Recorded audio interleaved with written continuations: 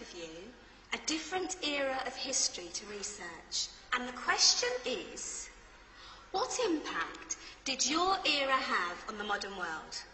So Sarah, your group has the ancient Greeks. Ravi, you've got the Romans. And Danny's group gets, yes, a bit of a challenge for you. You get the Middle Ages. Some even call it the Dark Ages. Boring. See how you get on.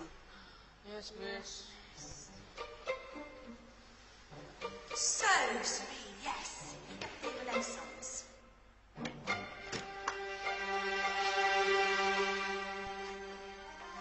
Is that the librarian? I guess so. How are the Dark Ages going to have anything to do with us? Excuse me. Sorry to bother you. What do you want? We need to find out what impact the Dark Ages had on the modern world.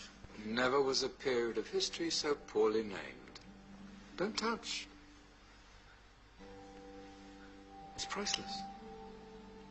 And I suppose someone's been filling your head with the usual nonsense, eh? 1,000 wasted years. A black hole in history, am I right? Yeah, sort of. You see, it's always the same. You assume it was all mud, disease, death and destruction, with marauding mobs of barbarians ripping down the good of former civilizations, burning and plundering as they went. Nothing of any worth invented either, eh? Oh, no. Go on, be off with you. Sorry to bother you. Come on, it's probably not worth it. Everyone knows that the Greeks and Romans invented everything anyway. Oh, did they now? And you're sure about that, are you? You know, I might just have something for you. You seem to be up for the task. I suppose I could... Follow me. I've got just the book for you.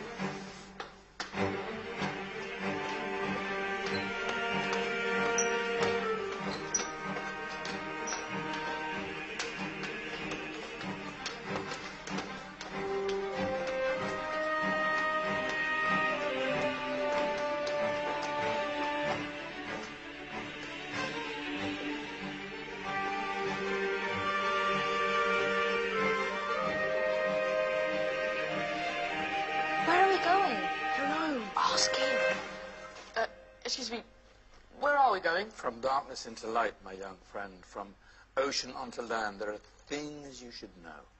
Oh, yes, indeed. Yes, indeed.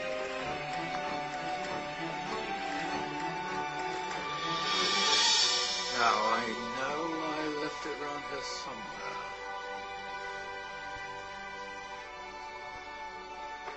Ah! Here it is. Now, take a look. If you dare.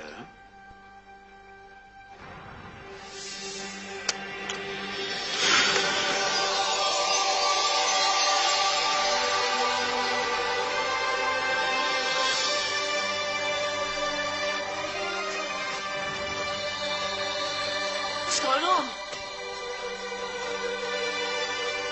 Welcome to the Dark Ages, or as it should be known, the Golden Ages.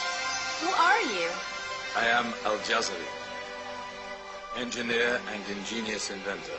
I thought you said this was the Dark Ages. It doesn't look very dark. That's because it's all a matter of perspective, my soon-to-be illuminated friend. Of course, there are parts of the world that weren't dark at all, but in a civilization that stretched from Spain to China, the golden rays of discovery and invention shone over everything. What civilization? The Muslim civilization, my young friend. Through scholars and scientists of various faiths, some of the most important discoveries known to man were made at this time. Discoveries that drew on knowledge of the ancients, but have more connections with your modern world than you could possibly ever imagine. Like what? Well, all sorts of things. I've got to get a picture of this. I knew it was a good idea. Who are you? Allow me to introduce Ibn al-Haytham, a great scientist whose ideas led to the invention of the camera. You invented the camera. I laid the foundations for modern cameras by explaining how our eyes work. I found a way of projecting an image onto another surface through a small hole in a dark room, later called camera obscura. Think of all the things that evolved from this discovery. Cameras, cinema, all share the same principle. Cool. Look out below! Who's that? That's my good friend, Abbas ibn Farnas, Who gazed up to the heavens, passionate in his belief that man could fly. Whoa. Indeed, he dared to dream about flying 1,000 years before the Wright brothers. Do you know you all take your jet-setting holidays for granted, so it only seems fair to remember Abbas ibn Farnas. stand by. I'm ready for takeoff.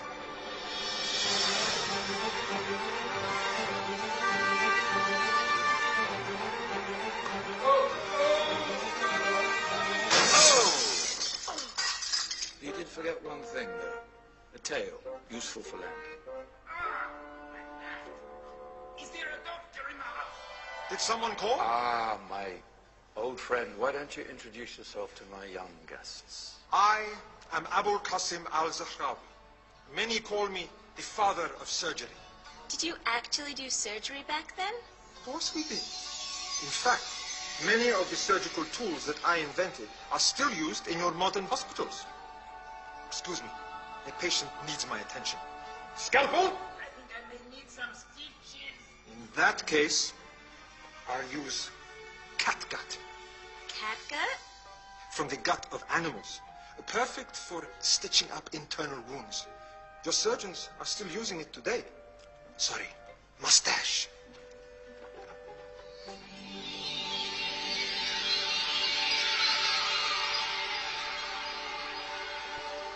Who's she?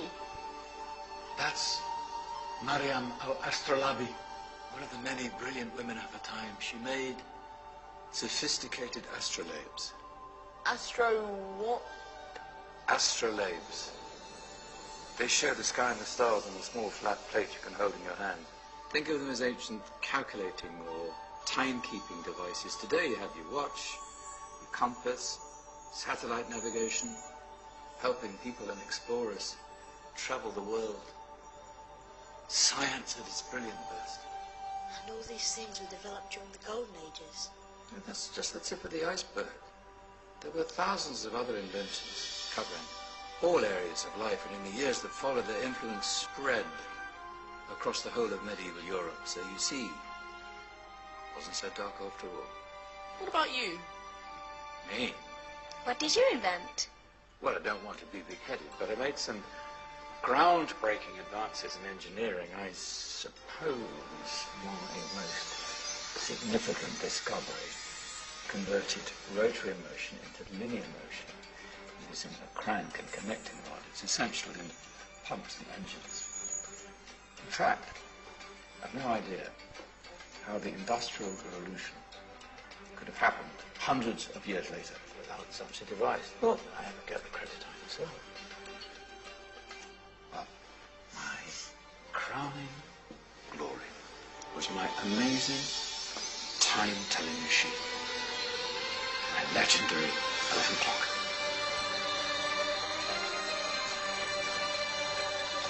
It's a clock. Yes. Dozens of components collected from different cultures around the world. Indian, Greek, Arabian, Egyptian, Chinese. Wow. A United Nations clock. That is pretty cool. Does it actually tell the time? Well, yes, of course. If it wasn't for me, thousands of people would be late for everything. Speaking of time, we'd better get you back. And remember, Spread the word. This is the golden age, and I've only shown you a tiny part of this wondrous time. There are countless other scientists and inventions directly connected to your modern world. You're just going to have to find out for yourselves. No, wait.